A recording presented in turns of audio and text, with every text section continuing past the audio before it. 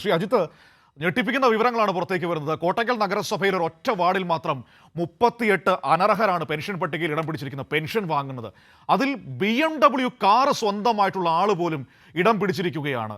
അതുമാത്രമല്ല, 2500 സ്ക്വയർ ഫീറ്റിന് മുകളിൽ വീടുള്ളവരാണ് ഈ പെൻഷൻ പട്ടികയിൽ ഇടം പിടിച്ചിരിക്കുന്ന ഈ എല്ലാവരും.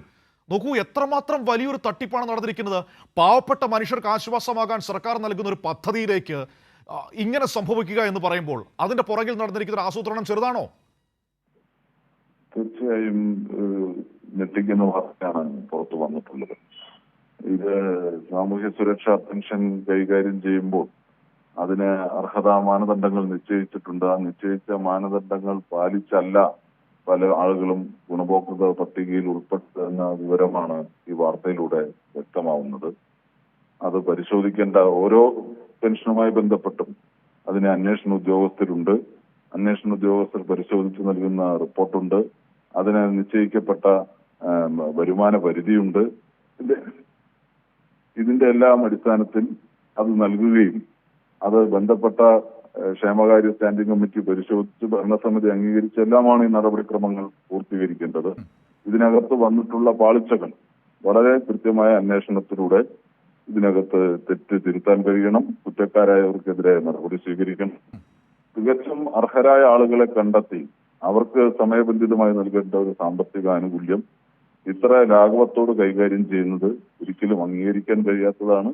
അത് ഉദ്യോഗസ്ഥരുടെ ഭാഗത്തു നിന്നുള്ളതാണെങ്കിലും അതിന്റെ ഭാഗമായി നടപടി പൂർത്തീകരിക്കേണ്ട ഏതെല്ലാം സംവിധാനങ്ങളുണ്ടോ ആ സംവിധാനങ്ങളെല്ലാം വളരെ ജാഗ്രതയോടുകൂടി കാര്യക്ഷമതയോടുകൂടി ഈ പ്രശ്നത്തിൽ ഉയർന്നു വന്ന വിമർശനത്തെ കണ്ടുകൊണ്ട് തിരുത്തൽ നടപടി സ്വീകരിക്കണം. ബന്ധപ്പെട്ട ഉദ്യോഗസ്ഥരെ ആകെ ഇതുമായി ബന്ധപ്പെട്ട പരിശോധന നടത്തി അതിന് കൃത്യത വരുത്താൻ ആവശ്യമായ നടപടി സ്വീകരിക്കണമെന്ന് തന്നെയാണ് എൻജിഒയുടെ അഭിപ്രായം. എല്ലാ അർത്ഥത്തിലും എല്ലാ തദ്ദേശ സ്ഥാപനങ്ങളിലും ഇങ്ങനെ ഉയരുന്ന വിമർശനത്തെ ശരിയായി ഇടപെടാൻ വേണ്ടി ജീവനക്കാർ കൃത്യതയോടുകൂടി ചെയ്യാൻ, പലപ്പോഴും ജീവനക്കാർ റിപ്പോർട്ട് സമർപ്പിച്ചാൽ അർഹരായ ആളുകളെ തന്നെയാണ് അത് നൽകേണ്ടത് എന്ന് ഉറപ്പുവരുത്താനുള്ള ബാധ്യത ഭരണസമിതിക്കുമുണ്ട്. ഉദ്യോഗസ്ഥൻ തെറ്റായി ചെയ്താൽ പോലും അതിനെ തിരുത്തേണ്ട ബാധ്യത ഭരണസമിതിക്കുമുണ്ട്. അതുകൊണ്ട് ഭരണസമിതിയും ഒരുപോലെ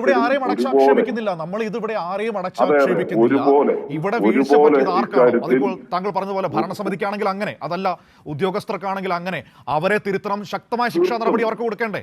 തീർത്തും ഒരുപോലെ ഇക്കാര്യത്തിൽ ജാഗ്രതയോടുകൂടിയുള്ള നടപടി സ്വീകരിച്ചേ മതിയാവും.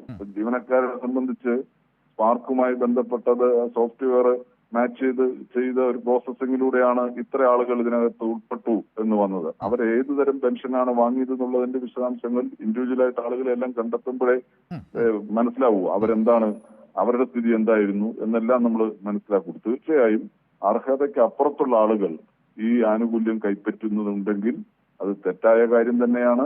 അത് തിരുത്താൻ ആവശ്യമായ നടപടി ഉദ്യോഗസ്ഥ തലത്തിലും അതുപോലെ തന്നെ ഭരണസമിതി എന്ന നിലയിലും ഒക്കെ ജാഗ്രതയോടുകൂടി നടപടി സ്വീകരിക്കണം. ഇക്കാര്യത്തിൽ ഒരു തുറന്ന അന്വേഷണം എല്ലാ തലത്തിലും, ജീവനക്കാരുടെ മാത്രമല്ല എല്ലാ തലത്തിലും ഇത് പരിശോധിക്കാൻ കൃത്യതയോടുകൂടി വിവരങ്ങൾ വെളിച്ചത്ത് കൊണ്ടുവരാനും എവിടെയാണ് ഈ ക്രമക്കേട് നടത്തുന്നത് ആ ക്രമക്കേട് അവസാനിപ്പിക്കാൻ എന്തെല്ലാം കാര്യങ്ങൾ ചെയ്യണം എന്ന് തീരുമാനിക്കാൻ സർക്കാർ നടപടി സ്വീകരിക്കണം. അതിനാവശ്യമായ ഇടപെടലും നിർദ്ദേശങ്ങളും എൻജിഒയുടെ ഭാഗത്ത് നൽകും. ജീവനക്കാരുടെ ഭാഗത്ത് തെറ്റുതിരുത്താൻ ആവശ്യമായ എല്ലാ ഇടപെടലും സംഘടനാപരമായി നിർവഹിക്കും. ഇപ്പോൾ താങ്കൾ പറഞ്ഞതുപോലെ ഇത്രയധികം ക്രൈറ്റീരിയകൾ കടന്നാണ് ഈ പെൻഷൻ പട്ടിക വരുന്നത്, നമുക്കറിയാം. അപ്പോൾ അവിടെ ഇത്തരത്തിലൊരു തട്ടിപ്പ് നടത്തണമെങ്കിൽ സ്വാഭാവികമായും ചെറിയ ഇടപെടലുകൾ കൊണ്ട് നടക്കില്ല. അപ്പോൾ അതിന് പുറകിൽ പലതരത്തിലുള്ള ഗൂഢാലോചനകൾ നടന്നിട്ടുണ്ട്. അതിപ്പോൾ ഉദ്യോഗസ്ഥരുടെ ഭാഗത്ത് മാത്രമല്ല, താങ്കൾ പറഞ്ഞതുപോലെ ഭരണസമിതിയുടെ ഭാഗത്താണെങ്കിൽ അങ്ങനെ എന്ന് സംശയിക്കപ്പെടുന്ന ഒരു സാഹചര്യമല്ലേ നമ്മുടെ മുൻപിലുള്ളത്? തീർച്ചയായും ഇതിനകത്ത് ഭരണപക്ഷമെന്നോ പ്രതിപക്ഷമെന്നോ എന്നൊന്നും ഇല്ല, ഒരു വ്യത്യാസവും ഇല്ല. അവിടെ സാധാരണക്കാരായ ഒരാൾക്ക് ഒരു ആനുകൂല്യം കൊടുക്കുക എന്ന ലക്ഷ്യത്തോടു കൂടിയാണ് പലവരും ഈ അപേക്ഷ നൽകുന്നത്. അവർക്കത് വാങ്ങിക്കൊടുക്കാൻ വേണ്ടിയുള്ള ശ്രമം പല സ്ഥലത്തുനിന്നും ഉയർന്നു വരും. ഉദ്യോഗസ്ഥരും അതിനനുസരിച്ച് സമീപനം സ്വീകരിക്കുന്നു. ഇതെല്ലാമാണ് പലപ്പോഴും ഉണ്ടാവുന്നത്. തീർച്ചയായും ഒരു മാനദണ്ഡം നിശ്ചയിച്ചാൽ ആ മാനദണ്ഡം ശരിയായി പാലിക്കാൻ കഴിയുന്ന ഒരു സാഹചര്യം ഉണ്ടാവണം. അതിൽ ഉദ്യോഗസ്ഥർ വിട്ടുവീഴ്ചയില്ലാത്ത വളരെ സ്വതന്ത്രമായും സുതാര്യമായും നിലപാട് സ്വീകരിക്കണം. അതിന് അനുരോധമായ സമീപനം തന്നെ ആവണം ഈ പറയുന്ന ബന്ധപ്പെട്ട എല്ലാ അധികാരികളുടെ ഭാഗത്തുനിന്നും ഉണ്ടാവേണ്ടത്. തികച്ചും അർഹരായ ആളുകളെ കണ്ടെത്തി അവർക്ക് അർഹമായ തുക നാമെല്ലാം പ്രതീക്ഷിക്കുന്നത് ഈ 1600 പോരാ, അത് വർദ്ധിപ്പിക്കണമെന്നാണ്. അത് വർദ്ധിപ്പിക്കാൻ കഴിയണമെങ്കിൽ അനർഹർ പട്ടികയിൽ നിന്ന് പുറത്തു പോവുകയും വേണം. അർഹരായ ആളുകളെ കണ്ടെത്തി അവർക്ക് കൂടുതൽ തുക നൽകാൻ കഴിയുന്ന സാഹചര്യം ഉണ്ടാവുകയും വേണം. അതിന് കൂട്ടായ ഇടപെടലാണ് ആവശ്യമുള്ളത്. സ്വയം വിമർശനപരമായ പരിശോധന നടത്തേണ്ടവരെല്ലാം അത് നടത്തിക്കൊണ്ട് നന്നായി ഈ കാര്യങ്ങൾ സുതാര്യമായി ചെയ്യാനുള്ള ഒരു ജാഗ്രത കൂടിയുള്ള സമീപനം ഉണ്ടാവണം. സംഘടന എന്ന നിലയിൽ ഇക്കാര്യത്തിൽ ഉദ്യോഗസ്ഥരുടെ ഭാഗത്തു നിന്ന് തെറ്റിതിരുത്തി ഇടപെടാൻ കഴിയുന്ന നിലപാട് സ്വീകരിക്കാൻ സംഘടനാപരമായി ഇടപെടും. ഗവൺമെന്റ് അതുമായി ബന്ധപ്പെട്ട് ഈ മാനദണ്ഡങ്ങൾ കർശനമായി പാലിക്കാൻ നേരത്തെ തന്നെ മസ്റ്ററിംഗ് കൊണ്ടുവന്നിട്ടുണ്ട്. മറ്റ് ക്രമീകരണങ്ങൾ ഓരോ വർഷവും ഇത് പരിശോധിക്കുന്ന സംവിധാനം കൊണ്ടുവരുന്നുണ്ട്. പക്ഷെ അതിനെല്ലാം ബൈപ്പാസ് ചെയ്ത് പോകുന്നു ഇത്തരം കാര്യങ്ങൾ എന്നതാണ്. അപ്പൊ അതിന് കുറച്ചുകൂടി കൃത്യത വരുത്താൻ എന്താണ് ഇനിയും ക്രൈറ്റീരിയ ഉണ്ടാവേണ്ടത്? നാളെ അനർഹർ കടന്നു വരാതിരിക്കാൻ ഈ പട്ടികയുടെ സുതാര്യത എല്ലാവർക്കും ബോധ്യപ്പെടാൻ കഴിയുന്ന രൂപത്തിൽ ഇതിന്റെ സുതാര്യത വർദ്ധിപ്പിക്കാൻ ആ നിലപാടിന് അങ്ങനെയാണെങ്കിൽ അവിടെ സർക്കാർ പ്രഖ്യാപിക്കുന്ന ഏത് അന്വേഷണത്തോടും ഏത് നടപടികളോടും ക്രിയാത്മകമായ സഹകരണം യൂണിയന്റെ ഭാഗത്തുനിന്ന് ഉറപ്പുവരുത്തുകയല്ലേ താങ്കൾ?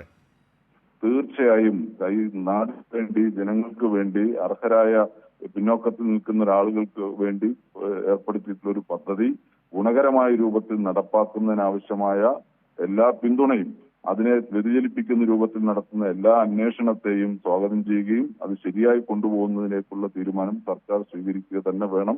ഉദ്യോഗസ്ഥരെയോ ആരെങ്കിലും ന്യായീകരിക്കാനല്ല, തെറ്റ് തെറ്റാണെന്നും അത് തിരുത്താനുമുള്ള സമീപനം തന്നെയാണ് NGO ഇക്കാര്യത്തിൽ എടുക്കുന്നത്. Okay, thank you Shri Ajith Kumar പ്രതികരിച്ചതിന്.